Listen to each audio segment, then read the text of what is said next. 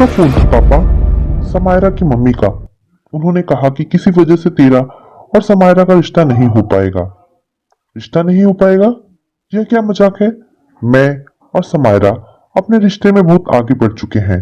नहीं नहीं, आपको कोई गलतफहमी हुई होगी। समायरा मेरे साथ ऐसा कैसे कर सकती है?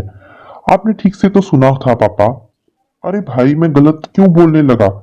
समायरा की माँ ने साफ साफ मुझसे कहा, आप अपने बेटे के लिए कोई और लड़की ढूंढ ले। हम अनिमेश से समायरा की शादी नहीं करा पाएंगे। पापा की ये बातें सुन अनिमेश का कलेजा छलनी हो आया। उसका हृदय खून के आंसू रो रहा था। उफ, कितने सपने देखे थे उसने समायरा और अपने रिश्ते को लेकर। कुछ नहीं बचा। एक ही झटके में सब खत्म हो गया। भरे हृदय के साथ लंबी सांस लेते हुए उसने यह सोचा, हृदय में चल रहा भीषण झंझावत आंखों में आंसू बन उमड़ने घुमड़ने लगा। उसने अपना लैपटॉप खोल लिया कि शायद व्यस्तता उसके इस दर्द का इलाज बन जाए, लेकिन लैपटॉप की स्क्रीन पर चमक रहे शब्द भी उसकी आंखों में घिर आए खारे समंदर में डूब गए। झट से उसने लैपटॉप बंद कर दिया और खुद पलंग पर ढह गया। समायरा उसके कुंवारे मन आंगन में पहले प्यार की प्रथम मधुर अनुभूति बनकर उतरी थी। 30 साल के अपने जीवन में उसे याद नहीं कि किसी लड़की ने उसके हृदय के तारों को इतनी शिद्दत से छुआ हो। समायरा उसके जीवन में मात्र 5-6 माह के लिए ही तो आई थी, लेकिन इन चंद महीनों की अवधि में ही उसके संपूर्ण वजूद पर वह अपना कब्जा कर बैठी थी। इस हद तक कि उसके भावुक संवेदनशील मन ने अपने भावी जीवन के कोरे कैनवास को तुरंत उससे साझा कर लिया। मन ही मन उसने अपने उसे आगत जीवन के हर क्षण में शामिल कर लिया, लेकिन शायद होने को यह मंजूर नहीं था। समायरा के बारे में सोचते सोचते कब वह उसके साथ बिताए सुखद दिनों की भूल भुलैया में अटकने भटकने लगा। उसे तनक भी एहसास नहीं हुआ। शुरू से वह एक बेहद पढ़ाकू किस्म का लड़का था, जिसकी जिंदगी किताबों से शुरू होती और किताबों पर ही खत्म। उसकी माँ लेखिका थी। उनकी कहानियां विभिन्न पत्र पत्रिकाओं में छपती रहती। पिता को भी पढ़ने लिखने का बेहद शौक था। वे एक सरकारी प्रतिष्ठान में वरिष्ठ वैज्ञानिक थे। घर में हर कदम पर किताबें दिखती। पुस्तक प्रेम उसे नैसर्गिक विरासत के रूप में मिला। यह शौक उम्र के बढ़ते बढ़ते परवान चढ़ता गया। किशोरावस्था की उम्र में कदम रखते रखते जब आम किशोर हार्मोन्स के प्रभाव में लड़कियों की ओर आकर्षित होते हैं, उन्हें उनसे बातें करना, चैट करना, दोस्ती करना पसंद आता है, तब वह किताबों की मदमाती दुनिया में डूबा रहता। बचपन से वह बेहद कुशाग्र था। हर कक्षा में प्रथम आता और यह सिलसिला उसकी शिक्षा खत्म होने तक कायम रहा। पीएचडी पूरी करने के बाद एक वर्ष उसने एक प्राइवेट कॉलेज में नौकरी की। तभी यूनिवर्सिटी में लेक्चरर की भर्ती हुई और उसके विलक्षण एकेडमिक रिकॉर्ड के चलते उसे वहीं लेक्चरर के पद पर नियुक्ति मिल गई। नौकरी लगने के साथ साथ घर में उसके रिश्ते की बात चलने लगी। वह अपने माता पिता की इकलौती संतान था, सो माँ ने उससे उसकी ड्रीम गर्ल के बारे में पूछताछ की।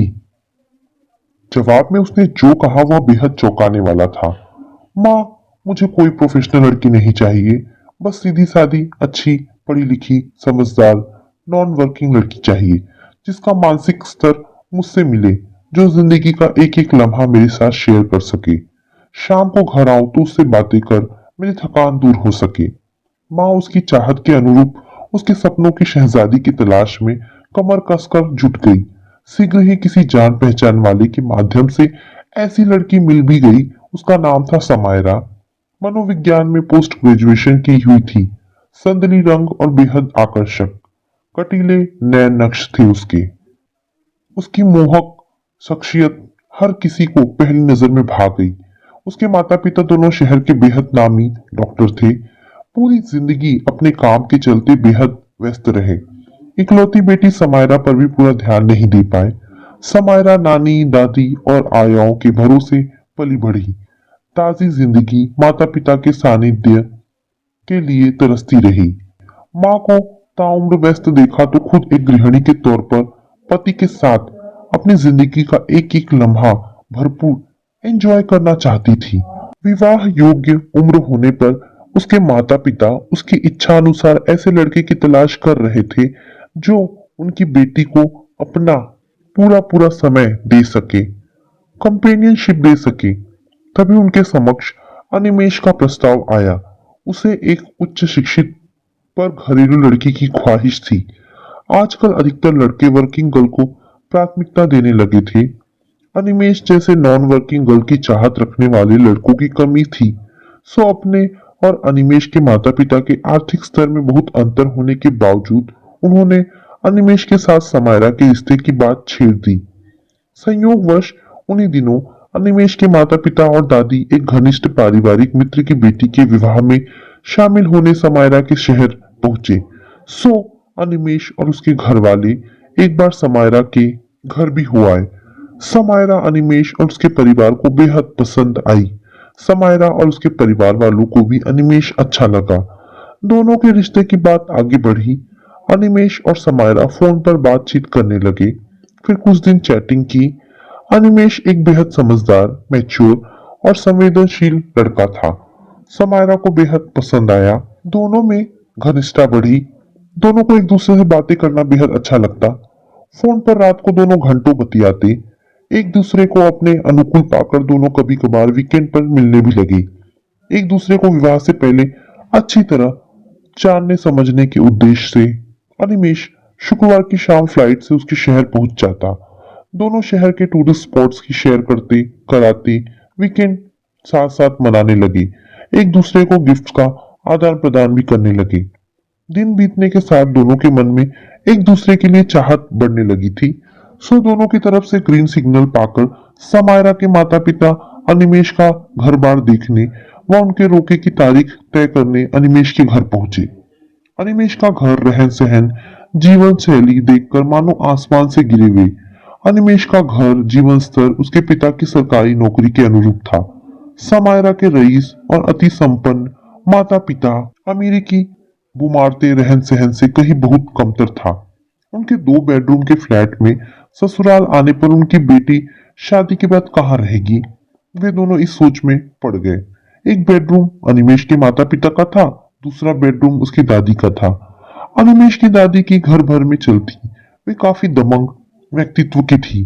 बेटा बहू उनको बेहद मान देते। उनकी तुलना में अनिमेश की माँ का व्यक्तित्व उन्हें तनिक दबा हुआ प्रतीत हुआ। अनिमेश के घर सुबह से शाम तक एक पूरा दिन बिताकर उन्होंने पाया कि उनके घर में दादी की मर्जी के बिना पत्ता तक नहीं हिलता। उनकी सीमित आय वाले घर में उन्हें बात बात पर अनिमेश के माता पिता के मितव्ययी रवैये का परिचय मिला। अगले दिन समायरा के माता पिता ने बेटी को सामने बिठा उससे अनिमेश के रिश्ते को लेकर अपने ख्यालात शेयर किए। समायरा के पिता ने समायरा से कहा, सबसे पहले तो तुम मुझे यह बताओ, अनिमेश के बारे में तुम्हारी क्या राय है? पापा, वह एक सीधा साधा, बेहद सेंटिमेंटल और सुलझा हुआ लड़का लगा मुझे। यह निश्चित मानिए, वह कभी दुख नहीं देगा मुझे। मेरी हर बात मानता है, बेहद केयरिंग है। दादागिरी, ईगो, गुस्से जैसी कोई नेगेटिव बात मुझे उसमें नजर नहीं आई। मुझे यकीन है उसके साथ हंसी खुशी जिंदगी बीत जाएगी। सो मुझे इस रिश्ते से कोई आपत्ति नहीं। तभी समारा की माँ बोल पड़ी, लेकिन मुझे ऐतराज है। यह क्या कह रही है मम्मा? हम दोनों अपने रिश्ते में बहुत आगे बढ़ चुके हैं। अब मैं इस रिश्ते से अपने कदम वापस नहीं खींच सकती। आखिर बात क्या है? आप ही ने तो कहा था मुझे अपना लाइफ पार्टनर चुनने की पूरी पूरी आजादी होगी। फिर अब आप यह क्या कह रही हैं? समायरा, मैं तुम्हारी माँ हूँ, तुम्हारा भला ही सोचूंगी। मेरे ख्याल से तुम्हें यह शादी कतई नहीं करनी चाहिए। मॉम, सीधे सीधे मुद्दे पर आए, पहेलियां ना बुझाएं। तो सुनो, एक तो उनका स्टेटस, स्टैंडर्ड्स हमसे बहुत कमतर है। पैसे की बहुत खींचत आने लगी मुझे उनके घर में। क्यों जी, आपने देखा नहीं? शाम को दादी ने अनिमेश से कहा, एसी बंद कर दे, सुबह से चल रहा है। आज तो सुबह से मीटर भाग रहा होगा। तौबा, उनके यहाँ तो एसी चलाने पर भी रोक टोक है। फिर दूसरी बात, मुझे अनिमेश की दादी बहुत डोमिनेटिंग लगी। बात बात पर अपनी बहू पर रोब जमा रही थी। अनिमेश की माँ बेचारी चुपचाप मुंह सिए हुए उनके हुक्म की तामील में जुटी हुई थी। दादी मेरे सामने ही बहू से फुसफुसाने लगी थी, बहू मीठे में गाजर का हलवा ही बना लेती। नाहक इतनी महंगी दुकान से इतना महंगा मूंग की दाल का हलवा और काजू की बर्फी मंगवाई। शायद कल हमारे सामने हमें इम्प्रेस करने के लिए ही इतनी वैरायटी का खाना पीना परोसा था। मुझे नहीं लगता यह उनका असली चेहरा है। अरे माँ, आप भी राई का पहाड़ बना देती हैं। ऐसा कुछ नहीं है, खाते पीते लोग हैं। अनिमेश के पापा ऐसे कोई गए गुजरे भी नहीं। क्लास वन सरकारी अफसर है। हाँ, हम जैसे पैसे वाले नहीं हैं, इससे क्या फर्क पड़ता है। लेकिन मैं सोच रही हूँ, अगर अनिमेश भी दादी की तरह हुआ तो क्या तू खर्चे को लेकर उसकी तरफ से किसी भी तरह की टोका टाकी सह पाएगी? खुद कमाएगी नहीं, खर्चे के लिए अनिमेश का मुंह देखेगी। याद रख लड़की, बच्चे अपने बड़े बुजुर्गों से ही आदतें विरासत में पाते हैं। अनिमेश ने भी अगर तेरे खर्चे पर बंदिशें लगाई तो क्या करेगी? सोच जरा। अरे माँ, क्या फजूल की बातें कर रही हैं? क्यों लगाएगा वह मुझ पर इतनी बंदिशें? इतना बढ़िया पैकेज है उसका। फिर अनिमेश मुझे अपनी दादी के बारे में बताता रहता है। कहता है वे बहुत स्नेही है। पहली बार जब वे लोग हमारे घर आए थे, दादी ने मुझे कितनी गर्माहट से अपने सीने से चिपकाया था, मेरे हाथों को चूमा था। तो समायरा बेटा, तुमने पूरा पूरा मन बना लिया है कि तुम अनिमेश से ही शादी करना चाहती हो। सोच लो बेटा। तो हमारी मम्मा की बातों में भी वजन है। ये पूरी तरह से गलत नहीं। उनके और हमारे घर के रहन सहन में मुझे भी बहुत अंतर लगा। तुम कैसे एडजस्ट करोगी? पापा ने कहा था। अरे पापा, मैं सब एडजस्ट कर लूंगी। जिंदगी तो मुझे अनिमेश के साथ काटनी है ना। और वह बेहद अच्छा, वो जेन्युइन लड़का है। कोई नशा नहीं है उसमें। मैंने सोच लिया है, मैं अनिमेश से ही शादी करूंगी। समायरा बेटा, यह क्या कह रही हो? मैंने दुनिया देखी है। तुम तो अभी बच्ची हो। यह सीने से चिपकाना, आशीष देना थोड़े दिनों की शादी से पहले के चोचले हैं। बाद में तो बस उनकी रोक टोक, हेकड़ी और बंधन रह जाएंगे। फिर रोती झीकती मत आना मेरे पास कि आज सास ने यह कह दिया और दादी सास ने यह कह दिया। और एक बात जो मुझे खाए जा रही है वह है उनका 2 बेडरूम का दड़बेनुमा फ्लैट। हर बार त्योहार के मौके पर तुझे ससुराल तो जाना ही पड़ेगा। एक बेडरूम में अनिमेश के पेरेंट्स रहते हैं, दूसरे में उसकी दादी। फिर तू कहाँ रहेगी? तेरे हिस्से में ड्राइंग रूम ही आएगा। ना ना, शादी के बाद मेरी नई नवेली लाडू को अपना अलग अलग एक कमरा भी नसीब ना हो, यह मुझे बिल्कुल बर्दाश्त नहीं होगा। समझा कर बेटा, हमारे सामने यह खानदान नहीं टिकता है। कदम कदम पर तुझे इस वजह से बहू के तौर पर बहुत स्ट्रगल करनी पड़ेगी। ना ना, कोई और लड़का देखते हैं तेरे लिए। गलती कर दी हमने तुझे अनिमेश से मिलाने से पहले। हमें उनका घर बार देखकर आना चाहिए था। खैर, अभी भी देर नहीं हुई है मेरी सुमो के लिए। लड़कों की कोई कमी है क्या? अरे मम्मा, आप मेरी बात नहीं समझ रही हैं। इन कुछ दिनों में मैं अनिमेश को पसंद करने लगी हूँ। उसे अब मैं अपनी जिंदगी में वह जगह दे चुकी हूँ जो किसी और को दे पाना मेरे लिए नामुमकिन होगा। अब मैं अनिमेश के बिना नहीं रह सकती। मैं उससे इमोशनली अटैच्ड हो गई हूँ। यह क्या नासमझी की बातें कर रही है समायरा? तू तो मेरी इतनी समझदार बेटी है। मुझे तुझसे यह उम्मीद न थी। जिंदगी में सक्सेसफुल होने के लिए प्रैक्टिकल बनना पड़ता है। कोरी भावनाओं से जिंदगी नहीं चला करती बेटा। बात समझ। इमोशंस में बहकर आज अगर तूने यह शादी कर ली तो भविष्य में बहुत दुख पाएगी। तुझे खुद अपने पांव पर कुल्हाड़ी नहीं मारने दूंगी। मैंने बहुत सोचा इस बारे में, लेकिन इस रिश्ते के लिए मेरा मन हरगिज नहीं मान रहा। मम्मा, यह आप क्या कह रही हैं? मैं अब इस रिश्ते में पीछे नहीं मुड़ सकती। मैं अनिमेश के साथ पूरी जिंदगी बिताने का वादा कर चुकी हूँ। उससे प्यार करने लगी हूँ पापा। आप चुप क्यों बैठे हैं? समझाए ना माँ को। फिर मैं पक्का डिसाइड कर चुकी हूँ कि मुझे अनिमेश से ही शादी करनी है। अरे भाई, क्यों जिद कर रही हो? जब यह कह रही है कि इसे अनिमेश से ही शादी करनी है तो क्यों बेबात अड़ंगा लगा रही हो? अनिमेश के साथ जिंदगी इसे बितानी है या तुम्हें? समायरा के पिता ने कहा। आप तो चुप ही रहिए इस मामले में। आपको तो दुनियादारी की समझ है नहीं। चले हैं बेटी की हिमायत करने। मैं अच्छी तरह से सोच चुकी हूँ। उस घर में शादी कर मेरी बेटी कोई सुख नहीं पाएगी।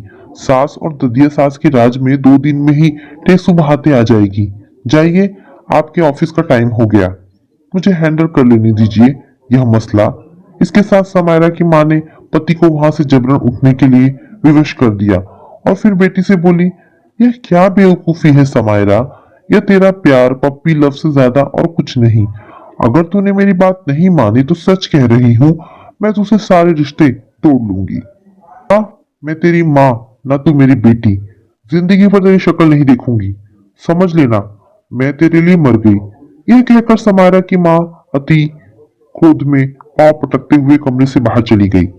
माँ का यह विकट क्रोध देख समायरा समझ गई थी कि अब कुदरत भी साक्षात आ जाए तो उन्हें रिश्ते के लिए मनाना टेढ़ी खीर होगा।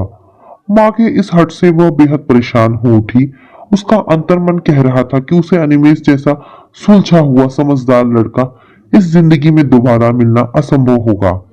आज के समय में उस जैसे सेंसिबल नहीं मिलते हैं। अनिमेष जैसे लड़के को खोना उसकी जिंदगी की सबसे बड़ी भूल होगी। लेकिन माँ का क्या करे, वह वे एक बार तो जो ठान लेती हैं वो उसे करके ही रहती हैं। वो बचपन से देखती आई है, उनकी जिद के सामने आज तक कोई नहीं जीत पाया। तो ऐसी हालत में वह क्या करे। पिछली मुलाकात में ही तो अनिमेष के साथ जीने मरने की कस्में खाई थी उसने। दोनों ने एक दूसरे के प्रति अपनी प्रेमी भावनाएं व्यक्त की थी। पिछली बार अनिमेष के उसके कहे गए प्रेम स्वर के उसके कानों में गूंजने लगे, समायरा माय लव, तुमने मेरी आधी अधूरी जिंदगी को कंप्लीट कर लिया। दुल्हन बन जल्दी से मेरे घर आ जाओ, अब तुम्हारे बिना रहना टॉर्चर लग रहा है। तभी मामा उसका दरवाजा पीटने लगी। समायरा दरवाजा खोल बेटा। उसने दरवाजा खोला। मम्मा कमरे में धड़धड़ाती हुई आई और बोली, मैंने अनिमेष के पापा को इस रिश्ते के लिए मना कर दिया है, सारा टंटा ही खत्म। हाँ, अब अनिमेष का फोन वोन आए तो उससे तुझे कुछ कहने की कोई जरूरत नहीं। वो कुछ कहे तो उसे रिश्ते के लिए साफ इनकार कर देना और कुछ ज्यादा बात करने की जरूरत नहीं। ले देख, यह एक और लड़के का बायोडेटा आया है तेरे लिए। लड़का खूब हैंडसम है, नामी एमएनसी में सीनियर कंसल्टेंट है। 40 लाख रुपए से ऊपर का एनुअल पैकेज है लड़के का। मेरी सुमू राज करेगी राज। लड़के वालों की दिल्ली में कई प्रॉपर्टीज हैं। रुतबे दौलत स्टेटस में हमारी टक्कर का परिवार है। बता, इस लड़के से फोन पर कब बात करेगी? मम्मा, फिलहाल मेरे सामने किसी लड़के का नाम भी मत लेना। अगर आपने मेरे साथ जबरदस्ती की तो मैं दीदी के यहाँ लंदन चली जाऊंगी। याद रखिएगा, मैं भी आपकी बेटी हूँ। यह कहते हुए समायरा ने माँ के कमरे से निकलते ही दरवाजा धड़ाक से बंद कर लिया। मन में विचारों की उठापटक चल रही थी। अनिमेष उसे आसमान का चांद लग रहा था जो अब उसकी पहुंच से बेहद दूर जा चुका था। क्या करे क्या ना करे, कुछ समझ नहीं आ रहा था। सारा दिन उसने खुद से जूझते हुए बेपनाह मायूसी के गहरे कुएं में बिताया। सांझ का धुंधलका होने को आया। वह मन ही मन मना रही थी कि काश कुछ चमत्कार हो जाए और माँ किसी तरह इस रिश्ते के लिए मान जाए। हाय गैस, तो तभी कैसे आप व्हाट्सएप सभी लोग? पर उम्मीद करता हूँ एनिमेश आप का सभी लोग मैसेज अच्छे हो। तो आया, वीडियो अच्छी लगी हो तो तुमसे वीडियो को मिलना लाइक कर चाहता देना और हूँ। चैनल पर कब नए हो आओ? चैनल को भी उसे सब्सक्राइब कर जवाब में लेना। लिखा तो जल्दी। कैसी लगी आप लोगों और को एक हमारी आंसू मोटिवेशन बहाती वीडियो? तो हमें इमोजी भी मैसेज के साथ उसे पोस्ट कर दी। अनिमेश का अगला मैसेज एक लाल धड़कते दिल के साथ आया। कल सुबह पहुंच रहा हूँ, एयरपोर्ट पर मिलना। समायरा की वह रात आंखों ही आंखों में कटी। अगली सुबह वह माँ को एक बहाना बना एयरपोर्ट के लिए रवाना हो गई। क्यूपिड के तीर से बंधे दोनों प्रेमी एक दूसरे को देख खुद पर काबू न रख पाए और दोनों की आंखों से आंसू बहने लगे। कुछ ही क्षणों में दोनों संयत हो गए और समायरा ने उन दोनों के रिश्ते को लेकर माँ के ऑब्जेक्शंस को विस्तार से अनिमेष को बताया। अनिमेष और समायरा दोनों ने इस मुद्दे को लेकर तसल्ली से विचार किया और इस निष्कर्ष पर पहुंचे कि जब जो कुछ करना है उन दोनों को ही करना होगा। समायरा, इस परिस्थितियों में अब तुम बताओ कि क्या करना है। तुम्हारी माँ हमारी शादी के खिलाफ मोर्चाबंदी करके बैठी हैं। इन्होंने साफ साफ लफ्जों में इसके लिए मेरे पापा से इनकार कर दिया है। तो इस स्थिति में अब मैं किस मुंह से उनसे अपनी शादी के लिए कहूं? अनिमेष ने कहा, हाँ, यह तो तुम सही कह रहे हो। चलो, मैं अपनी माँ से इस बारे में बात करती हूँ, फिर मैं तुम्हें बताती हूँ। ठीक है? ओके, चलता हूँ बस। ये याद रखना, मैं तुम्हें बहुत चाहता हूँ, शायद खुद से भी ज्यादा। अब तुम्हारे बिना मेरा कोई वजूद नहीं। समायरा ने अपनी आंसू भरे आंखों से अनिमेष की तरफ देखा और फुसफुसाई, happy and safe journey my love, take care. Samaira airport से सीधे अपने पापा के ऑफिस जा पहुंची और उसने उन्हें वस्तु स्थिति से अवगत कराया। उसकी बातें सुन पापा ने कहा, अगर तुम और अनिमेष इस विषय में निर्णय ले ही चुके हो तो मैं तुम दोनों के साथ हूँ। मैं कल ही अनिमेश के घर जाकर तुम्हारी माँ के इनकार के लिए उनसे माफी मांग लूंगा और तुम दोनों की शादी की बात पक्की कर देता हूँ। इसके बाद ही मैं तुम्हारी माँ को अपने ढंग से समझा लूंगा। निश्चिंत रहो समायरा, इस बार तुम्हारी माँ को तुम्हारी बात माननी ही पड़ेगी। समायरा के पिता ने समायरा से किए वादे को पूरा किया।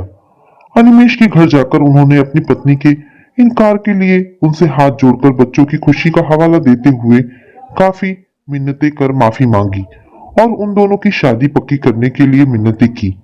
इस पर अनिमेश के पिता ने उनसे कहा, भाई साहब, अनिमेश के ही मुंह से सुना है कि आप लोगों को हमारे इस 2 बेडरूम के फ्लैट को लेकर कुछ उलझन है कि शादी के बाद आपकी बेटी इसमें कहाँ रहेगी। आपकी परेशानी जायज है भाई साहब, तो मेरा ख्याल है कि शादी के बाद दोनों एक अलग फ्लैट में रहें। आखिर बच्चों को भी प्राइवेसी चाहिए होगी, यही उनके लिए सबसे अच्छा और व्यवहारिक रहेगा। क्या कहते हैं आप? बिल्कुल ठीक है, जैसा आप उचित समझे। तो फिर दोनों की बात पक्की। जी बिल्कुल। अनिमेश के पिता ने समायरा के पिता को मिठाई खिलाते हुए कहा, आपकी परेशानी जायज है। घर आकर समायरा के पिता ने पत्नी को समायरा और अनिमेश की खुशी के लिए उनकी शादी के लिए मान जाने के लिए कहा। समायरा ने तो साफ साफ लहजों में उनसे कह दिया, इस बार अगर आप हम दोनों की शादी के लिए नहीं माने तो मैं और अनिमेश कोर्ट मैरिज कर लेंगे। और समायरा की यह धमकी इस बार काम कर गई। विवश समायरा की मां को बेटी और पति के सामने घुटने टेकने पड़े। आखिरकार दिल और दौलत की जंग में दिल जीत गया और दौलत को मुंह की खानी पड़ी। तो दोस्तों, ये कहानी यहाँ पर समाप्त होती है। आशा करती हूँ कहानी आपको